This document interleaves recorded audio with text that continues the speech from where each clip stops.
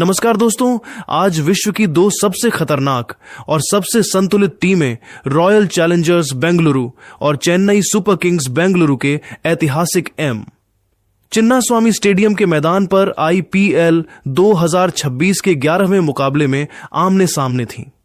यह मैच एक ऐसे हाई स्कोरिंग और उतार चढ़ाव भरे मोड़ पर पहुंचा जिसने स्टेडियम में मौजूद हजारों दर्शकों की सांसें थाम दी थीं।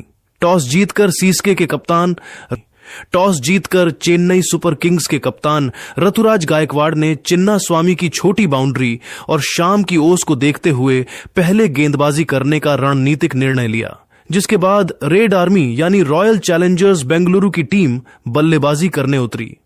बेंगलुरु के चिन्नास्वामी स्टेडियम का कोना कोना उस शाम एक अद्भुत दृश्य पेश कर रहा था। स्टैंड्स में लाल और पीले रंग का ऐसा संगम था मानो पूरा मैदान एक जीवंत समंदर में तब्दील हो चुका हो।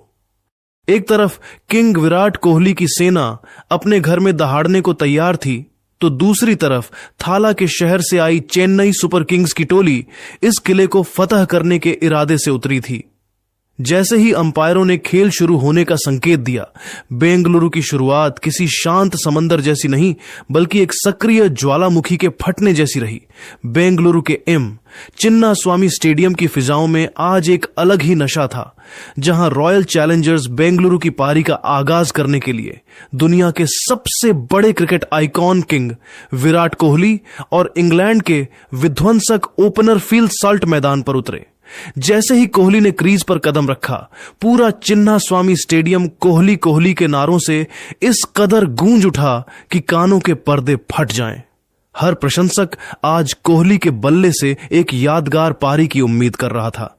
रोमांच अपने चरम शिखर पर तब पहुंचा जब पारी के तीसरे ओवर में खलील अहमद की एक बेहतरीन गेंद पर शिवम दुबे ने विराट कोहली का एक बेहद आसान सा कैच टपका दिया।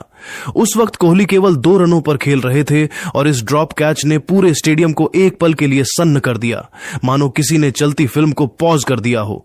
चेन्नई को यह अच्छी तरह पता था कि उन्होंने दुनिया के सबसे खतरनाक बल्लेबाज को जीवन दान देकर कितनी बड़ी गलती की है। जीवन दान मिलने के बाद विराट कोहली ने मानो अपना विकराल और रौद्र रूप धारण कर लिया। पारी के चौथे ओवर में जब कीवी गेंदबाज मैट हेनरी आक्रमण पर आए, तो कोहली ने अपनी जादुई कलाइयों का प्रदर्शन करते हुए एक गगनचुंबी और गगनभेदी छक्का सीधा स्टैंड्स की दूसरी मंजिल पर जड़ दिया। इसके तुरंत बाद उन्होंने एक कड़क और क्लासिक कवर ड्राइव के जरिए चौका बटोरकर अपनी पुरानी लय वापस हासिल कर ली। दर्शकों का उत्साह 7वें आसमान पर था, लेकिन दोस्तों, मैच में पहला बड़ा और हृदय विदारक मोड़ तब आया जब युवा गेंदबाज अंशुल कंबोज ने चतुराई दिखाई। कंबोज ने कोहली की पदचाप और आक्रामक रवैये को भांपा और एक हार्ड लेंथ गेंद डाली, जिसे कोहली पुल करने की कोशिश में चूक गए। गेंद बल्ले के ऊपरी हिस्से पर लगी और इस बार शिवम दुबे ने कोई गलती नहीं की।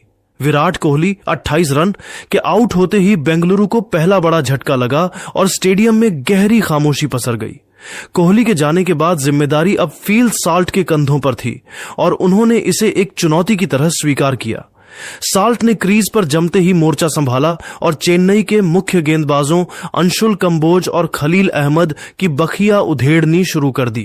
उन्होंने मैदान के चारों ओर चौकों और छक्कों की झड़ी लगा दी, जिससे चेन्नई का गेंदबाजी आक्रमण पूरी तरह से दिशाहीन नजर आने लगा। साल्ट का बल्ला इस कदर आग उगल रहा था कि उन्होंने मात्र कुछ ही गेंदों का सामना करते हुए अपना निजी स्कोर 40 के पार पहुंचा दिया। उनकी बल्लेबाजी में वो बेखौफ अंदाज था जो RCB को एक विशाल स्कोर की ओर ले जा रहा था।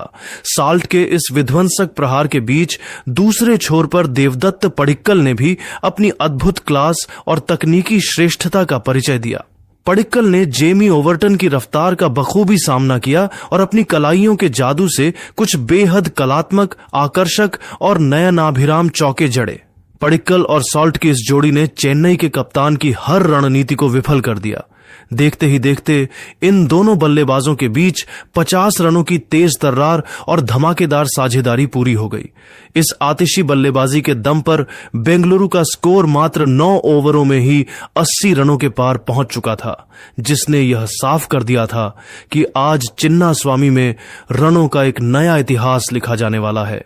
चिन्नास्वामी स्टेडियम की छोटी बाउंड्री और फील्ड साल्ट की आक्रामक बल्लेबाजी को देखकर ऐसा प्रतीत हो रहा था कि आज क्रिकेट के इतिहास में एक और तूफानी शतक दर्ज होने वाला है। साल्ट जिस बेखौफ अंदाज में चेन्नई